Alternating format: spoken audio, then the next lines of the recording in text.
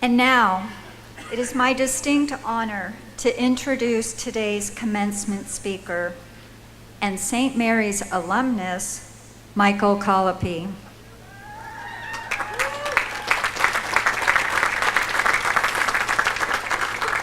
Celebrated as one of the nation's preeminent portrait photographers, Michael Collopy has gained worldwide recognition for his commissioned photographs of hundreds of public figures, including 6 U.S. presidents and 37 Nobel Peace Prize laureates. Michael Collopy earned his undergraduate degree in fine arts from St. Mary's in 1982. A San Francisco native, he is also a second-generation Gale. His father, George Collopy, an internationally acclaimed graphic artist, graduated from the college in 1943.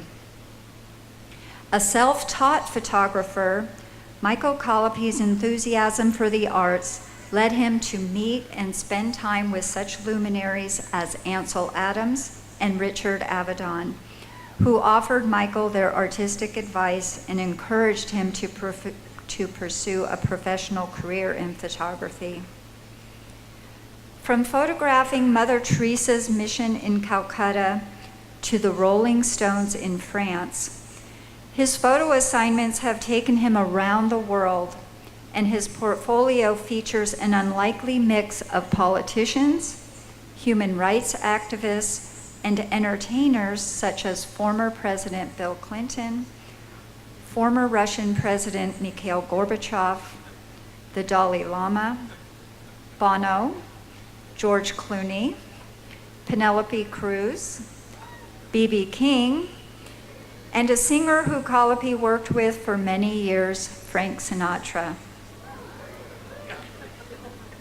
While his photographs have been published worldwide in numerous books, magazines, and newspapers, and on CD covers, he is perhaps best known for promoting peace through his camera lens. His critically acclaimed photographic documentary, Works of Love Are Works of Peace, which grew out of his 15-year friendship with Mother Teresa and profiled the work of her missionaries of charity, was chosen as one of the top coffee table books of 1996 by USA Today. A second book, Architects of Peace, features photographs and personal statements from 75 of the world's greatest peacemakers.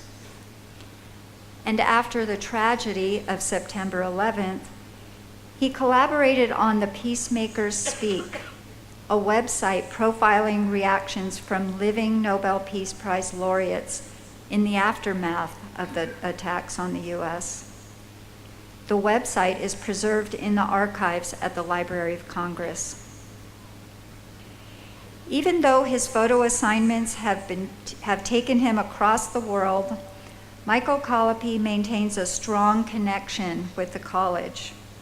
Through a collaborative project with our Catholic Institute for Lasallian Social Action, or CILSA, for several years he has documented the volunteer efforts of St. Mary's students in underserved communities. He remains continually impressed with the spirit of young people who offer their gift of service to make a difference in society. In an interview with St. Mary's Magazine a few years ago, he remarked, "I'm interested in people who are making a mark and leaving a legacy," he said. "It doesn't have to be a celebrity. Each of us can do something. Each of us is of incredible worth." Ladies and gentlemen, Michael Collopy.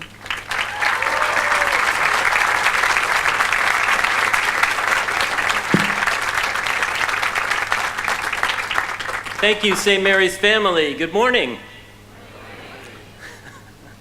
I'm so deeply honored to be speaking to you, the great class of 2018. Congratulations. I'd also like to thank the parents.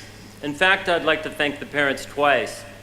First, for all of your emotional and financial support for these last 4+ years, And secondly, thank you in advance for being open to having your kids come back home to live with you indefinitely after they travel throughout Europe for 6 months in an effort to find themselves.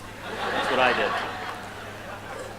We are all in this world trying to find ourselves and trying to search for a deeper meaning in our lives.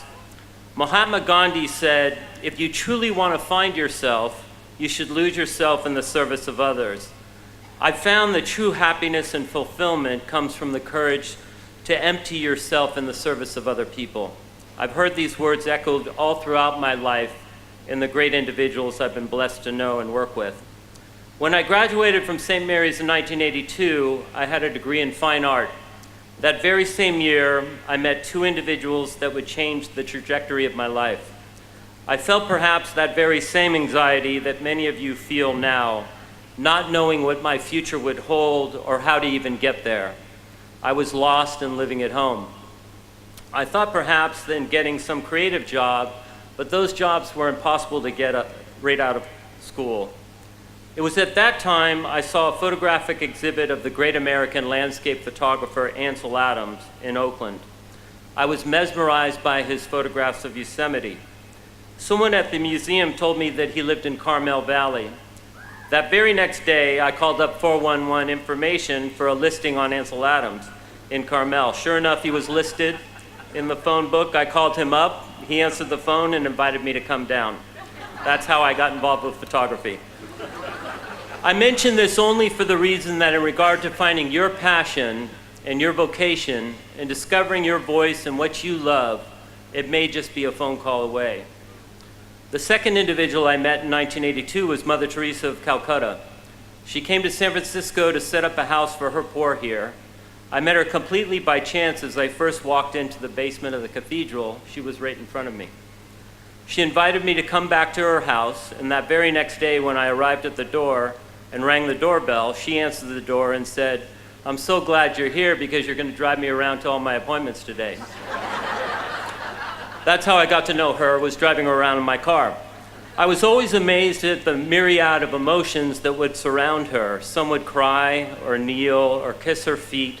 Others would ask her for help or pour out their innermost confessions to her, which could be uncomfortable to be within earshot of. When we got back into the car, I said to Mother, "You never seem to judge anybody who comes to you." And she very quickly answered me and said, "I never judge anybody because it doesn't allow me the time to love them." She felt that the greatest poverty in the world was that poverty of being lonely, unloved, and uncared for. Let us place ourselves close to the poor, close to those who are most vulnerable. Our society is measured by how it treats its poor and its weakest. Our connection to the poor reflects our own humanity. Especially in these days of division in our country and in our world, I can hear the voice of Mother Teresa saying, "We have forgotten that we belong to each other." We are also living in an age where we're always connected to our phones, but these devices that are supposed to connect us can actually leave us feeling alone, empty, and disconnected. We've lost that human touch, that human connection. Let us meet each other with dialogue and openness, creating a culture of encounter. Pope Francis says, "Let the church always be a place of mercy and hope, where everyone is welcomed, loved, and forgiven." We need to have that courage to go against the tide of this culture of immediacy, comfort, and waste, encountering and welcoming everyone with solidarity. That is what makes our society truly human, uniting us, not dividing us, extinguishing all hatred and division, and opening up the paths of peace. We are all on this road together that is filled with both happiness and hardship, all intertwined at various times in our life. But that is what binds us together. It is perhaps in recognizing each other's human failings and brokenness that we will discover our own brokenness. This can actually bring us together in kinship. We need to reach out and help each other by being present with each other. We can complete each other in compassion and tolerance, particularly with those who are alone, rejected, and at the margins of society. It is, after all, not us that change the poor, but the poor enacting a change in us. how can we deny our brother, our sister, once we get to know them? Mother said, love, in order for it to be real, it must cost us. It must empty us of ourselves. She said, never allow anyone who comes to you to leave without being better and happier, having seen God in your eyes and in your smile. Yesterday is gone. Tomorrow has not yet come. We have only today. Let us begin. Always remember that the longest road that you will ever take in your life is from your head to your heart. She felt that a smile was the start of great sanctity. In fact, she used to challenge me to smile at somebody I didn't want to smile at 8 times a day. I'm still working on that one. I have a mother-in-law. She said, once you give it away, it becomes infinite. Being an artist for the last 35 years, I can tell you a lot about anxiety and uncertainty. I rely so much on the idea of divine providence that Mother Teresa taught me. She said, with acceptance and joy, take whatever God gives you and give whatever he takes with a big smile. Having that blind faith and total surrender, allowing God to use you without consulting in you.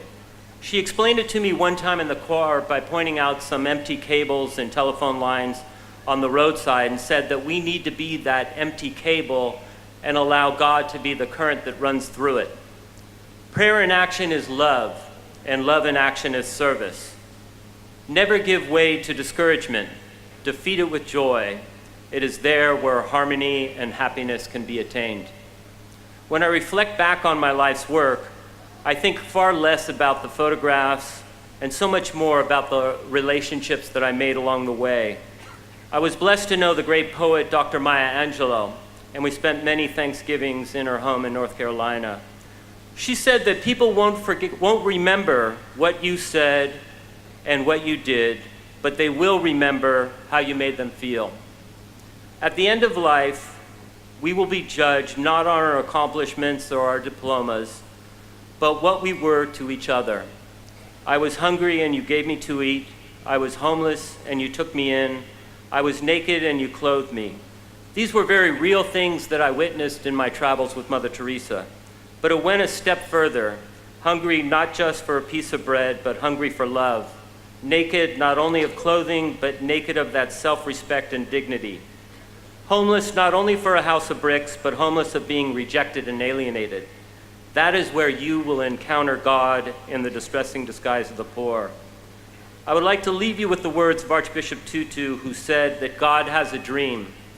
God has a dream that all of us will recognize that we belong in one family, the human family, a family in which there are no outsiders. All belong.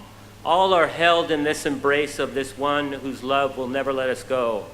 This one who says that each of us is of incredible worth, that each of us is precious to God because each of us has their name written in the palms of God's hands.